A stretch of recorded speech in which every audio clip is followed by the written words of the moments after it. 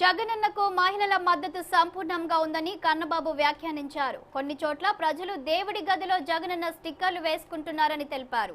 జగనన్న మా భవిష్యత్తు కార్యక్రమం ప్రారంభించిన 15 రోజుల్లోనే 79 లక్షల మిస్డ్ కాల్స్ రావడం రికార్డ్ అని పేర్కొన్నారు. పీపుల్స్ సర్వేలో తమకు వస్తున్న అపూర్వమైన స్పందన చూసి ప్రతిపక్షాలు ఉలిక్కి పడుతున్నాయని అన్నారు. అమ్మఒడి పథకం ఒక విప్లవాత్మకమైన పథకమన్న ఆయన ప్రతిపక్షాలు పిల్లలను బడికి పంపితే డబ్బులు ఎందుకు ఇవ్వాలని ప్రశ్నిస్తున్నాయని విమర్శించారు.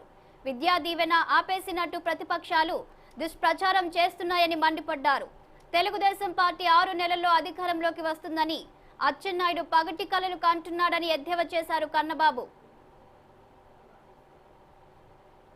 ఆరోపణలు చేసిన వాటిని లెక్క పెట్టడానికి ఈరోజు జరుగుతున్న ఈ డీబీటీ నేరుగా ప్రజలకి సంక్షేమాన్ని లబ్ధిని అందించే కార్యక్రమం ద్వారా కోట్లాది కుటుంబాలకు మేలు చేస్తున్న జగన్మోహన్ రెడ్డి గారి మార్కే ఇవాళ కనిపిస్తూ ఉంటుంది.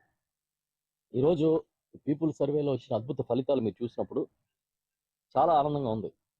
ఒక రకంగా చెప్పాలంటే మేము ముందే చెప్పినట్టుగా మా ఎక్స్పెక్టేషన్స్ మించి మేము ప్రజల్లో ఆదరణ ఇంకా ఇంతగా ఉంది, ఇంత గొప్పగా ఉంది అనేదాన్ని మేము చూస్తూ ఉన్నాం. ప్రతి ఒక్కరూ ఈ సచివాలయ పరిధిలో మేము సందర్శించినప్పుడు చిన్న చిన్న సమస్యలు ఉన్నాయి అక్కడక్కడ. ఎట్లా అంటే ప్రధానంగా ఇన్కమ్ ట్యాక్స్ పే చేసేవాళ్ళు, అదేవిధంగా ప్రభుత్వ ఉద్యోగం వారి పిల్లలు చేస్తూ కార్డు స్ప్లిట్ కాని వాళ్ళు లాంటివి అక్కడక్కడ 1-2 సమస్యలు ఉన్నాయి. వీటిని కూడా గౌరవ ముఖ్యమంత్రి జగన్మోహన్ రెడ్డి గారి దృష్టికి తీసుకెళ్ళాం. త్వరలో వాటిని కూడా పరిష్కరిస్తామని చెప్పారు. నేను ఒకటే చెప్తున్నా, ప్రతిపక్షాలు మాట్లాడే ముందు క్షేత్రస్థాయిలో వాస్తవాలు తెలుసుకోవాలి.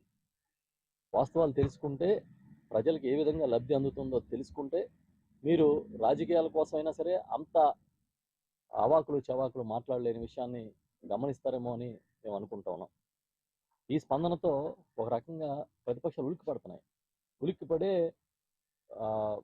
ఎంత దుర్మార్గమైన ప్రచారం చేస్తూ ఉన్నారంటే మా ముఖ్యమంత్రి గారి పట్ల, వారి కుటుంబం పట్ల చాలా చీప్గా, చాలా దిగజారుడిగా ఈరోజు మా నాయకుల పట్ల కూడా దుర్మార్గమైన ప్రచారాన్ని లేని ఉన్నట్టు, ఉన్నవి లేనట్టుగా చిత్రీకరించే ప్రచారం చేస్తూ ఉన్నారు.